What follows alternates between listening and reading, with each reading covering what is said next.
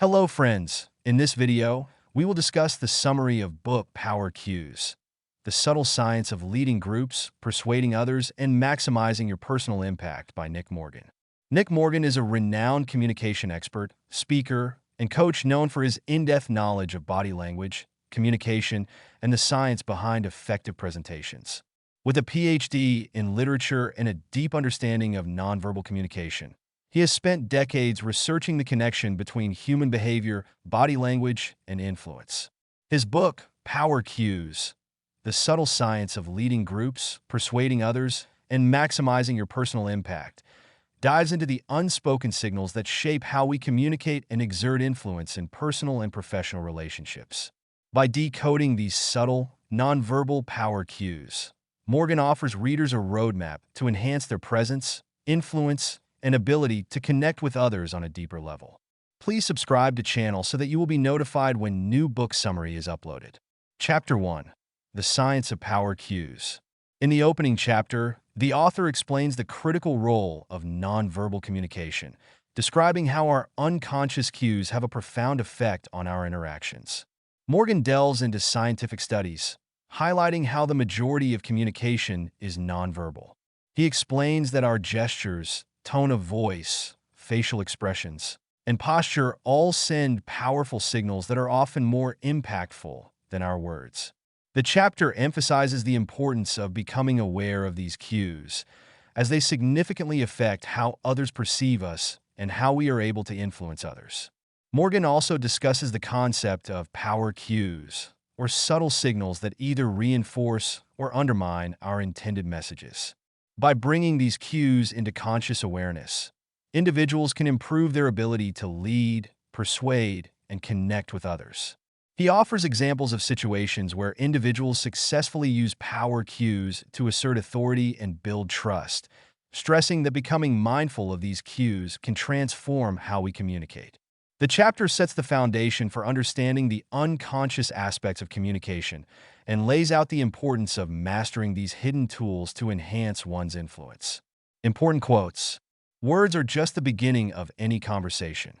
The real story is told by the body and the emotions behind them. The unconscious signals we send often betray our conscious intentions, making nonverbal mastery crucial to success. Action points.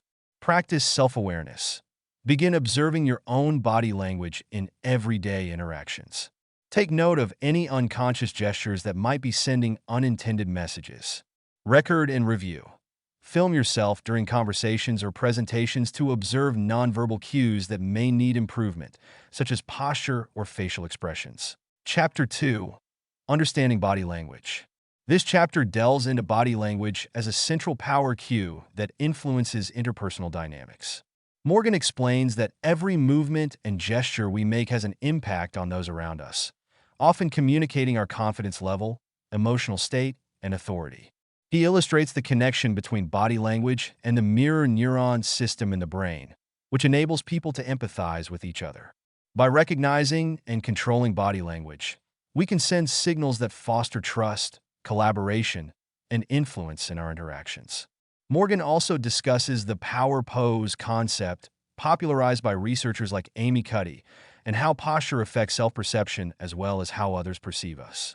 Adopting expansive, confident body language can positively impact both our mindset and the responses of those we interact with.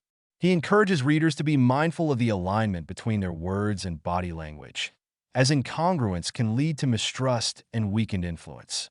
Mastering body language becomes a critical element of successfully communicating and establishing authority. Important quotes.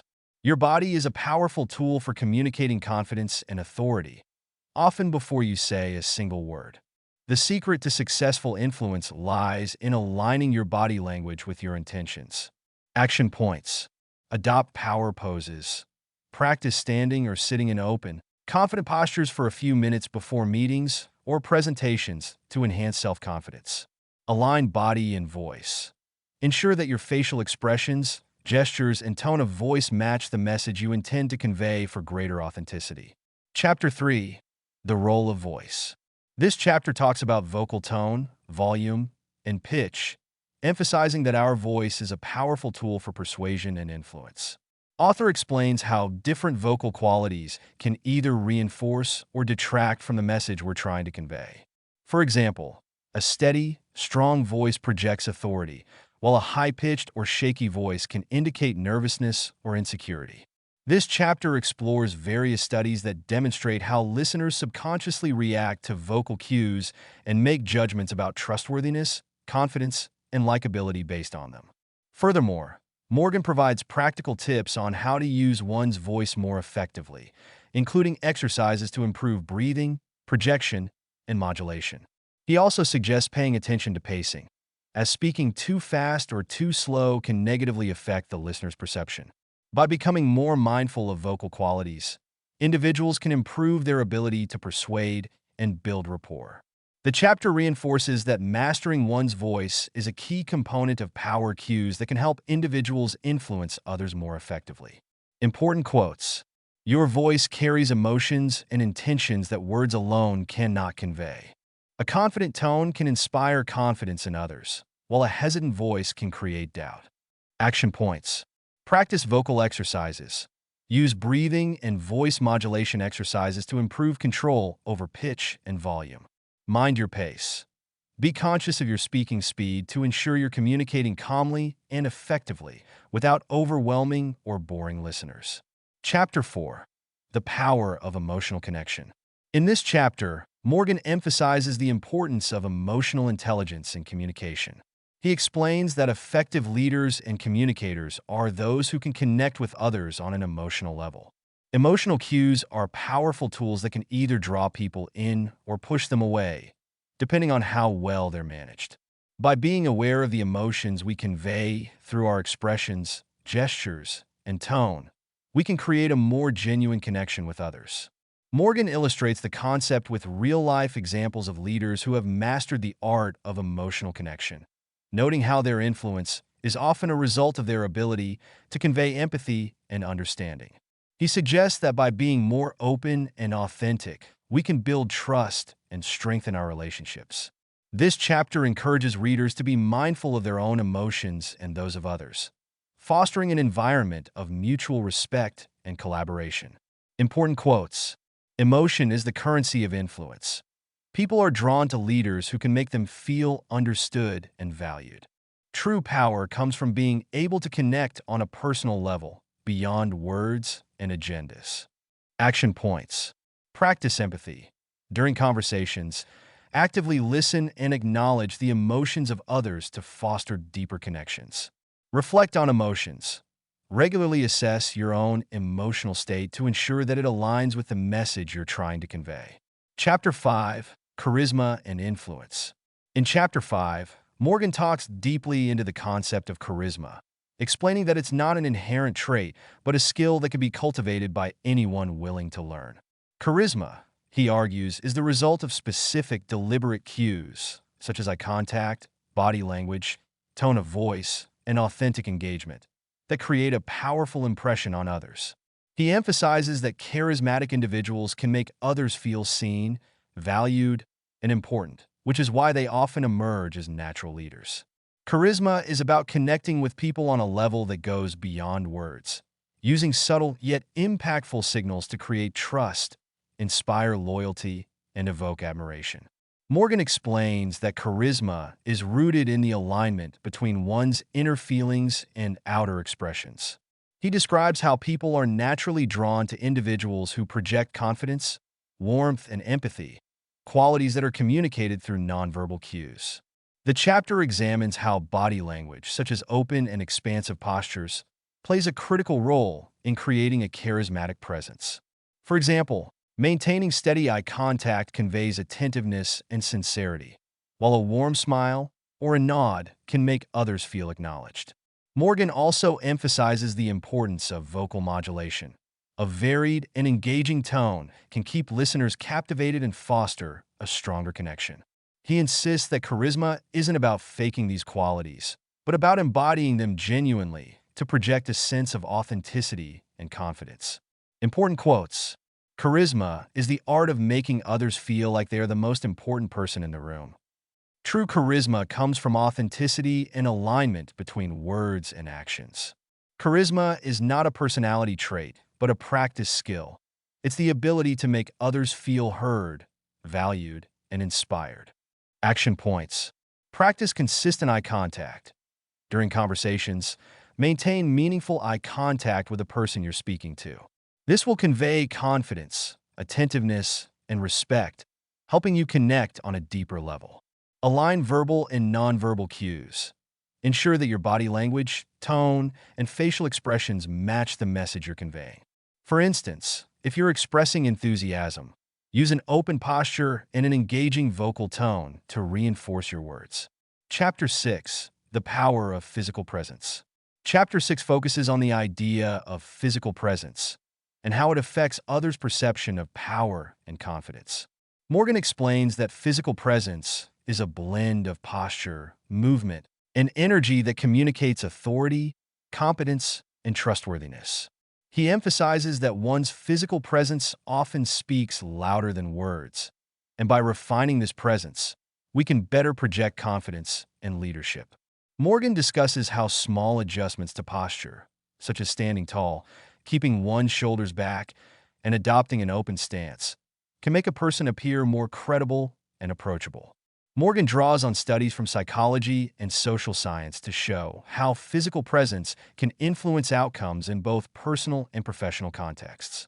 He explains that people who exude a strong physical presence are more likely to be listened to, respected, and trusted. For example, he describes how powerful leaders like Martin Luther King Jr. and Steve Jobs used purposeful, deliberate movements to command attention and convey a sense of authority. Morgan encourages readers to practice awareness of their physical presence, using exercises that help them feel grounded, centered, and confident in any situation. Important quotes. Your physical presence is a silent message that speaks volumes about your confidence and competence. The way you carry yourself shapes how others see you, often before you even open your mouth. Action points. Adopt a power posture. Practice standing tall with your shoulders back, feet firmly planted, and hands open. This posture exudes confidence and helps you feel grounded. Use deliberate movements. Avoid fidgeting and unnecessary movements. Instead, practice moving slowly and purposefully to project a sense of calm and control. Chapter 7. Mastering Emotional Signals. In Chapter 7, Morgan addresses the importance of managing emotional signals in communication, explaining that emotions are powerful cues that can either enhance or undermine influence. Emotions, he notes, are contagious. The feelings we project are often picked up by those around us, consciously or unconsciously. Morgan emphasizes that people who can regulate their emotions tend to communicate more effectively and are better able to persuade others. He argues that emotional intelligence is a crucial component of leadership and influence, as it allows individuals to stay calm, empathetic, and in control, even in high-stakes situations. Morgan provides techniques to help readers become more aware of their own emotions and manage them constructively. For instance, he suggests taking a brief pause and practicing mindfulness before reacting to emotional triggers. He also introduces the concept of emotional alignment, which involves ensuring that our facial expressions, tone of voice, and body language match our words. When we express emotions genuinely and congruently, others are more likely to trust and be influenced by us. This chapter offers valuable insights into emotional self-awareness and the role of emotions in shaping interactions. Important quotes. Emotions are powerful signals that shape how others respond to us, often in ways we don't consciously realize. To master influence, we must first master our own emotional responses. Action points. Practice emotional awareness. Regularly check in with your emotions throughout the day, especially before important conversations, to ensure you're projecting calm and control. Use mindfulness techniques. Take a deep breath or a short pause before reacting to emotional triggers to respond thoughtfully rather than impulsively. Chapter 8. The Subtle Art of Influence.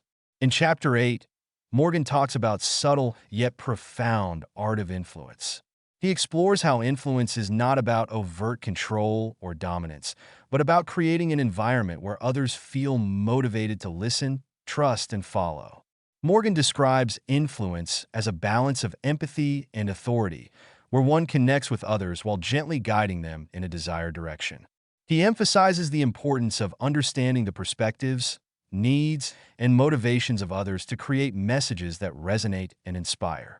The chapter highlights various techniques for enhancing influence, such as active listening, asking open-ended questions, and validating others' feelings. By showing a genuine interest in others and creating a sense of shared purpose, we can foster stronger connections and build loyalty. Morgan discusses how influential individuals avoid coercive tactics. Instead, they lead by example and inspire others through authenticity. This chapter reinforces that influence is a subtle art that requires empathy, patience, and understanding. Important quotes.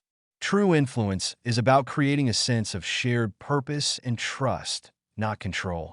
The most powerful form of influence comes from empathy and connection, not authority alone. Action points. Practice active listening. Focus on truly hearing what others are saying, without interrupting or preemptively forming a response. This builds trust and rapport. Use open-ended questions.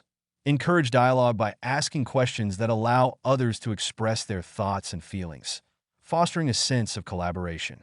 Chapter 9. Harnessing the Power of Context. In the final chapter, Morgan examines the role of context in communication and influence. He argues that effective communicators understand the context of any interaction and adjust their approach accordingly. Context includes factors such as the physical environment, the emotional state of participants, and the social dynamics at play. By being mindful of these contextual cues, individuals can tailor their communication to be more impactful and appropriate for the situation. Morgan explains that understanding context also involves awareness of cultural and social norms that may affect how messages are received. For example, what is considered respectful or assertive in one culture might be perceived differently in another. He encourages readers to be flexible, observant, and adaptable, noting that influential people know how to read the room and adjust their style to suit the audience and setting. This chapter emphasizes that context-sensitive communication is essential for maximizing influence and building strong relationships. Important quotes. Context shapes communication. What works in one setting may fall flat in another. Influence requires not only self-awareness, but also awareness of the environment and those around you. Action points. Assess the context before speaking. Take a few moments to observe the environment and social dynamics before entering a conversation. Consider how these factors might influence your approach. Adapt your communication style. Adjust your tone, body language, and message based on the setting and audience to ensure your message resonates. These summaries provide a comprehensive overview of each chapter, capturing key insights, quotes, and actionable steps for readers looking to improve their communication, influence, and leadership skills through Morgan's. Don't forget to hit like button and subscribe to this channel. Thank you.